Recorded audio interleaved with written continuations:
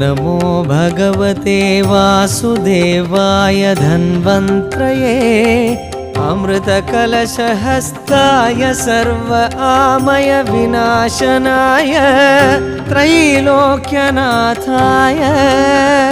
श्रीमहाविष्णवे नमः। ॐ नमो भगवते वासुदेवाय धन्वन्त्रये अमृतकलशहस्ताय सर्व आमय विनाशनाय त्रैलोक्यनाथाय श्रीमहाविष्णवे नमः। श्रीमहाविष्णवे नमः।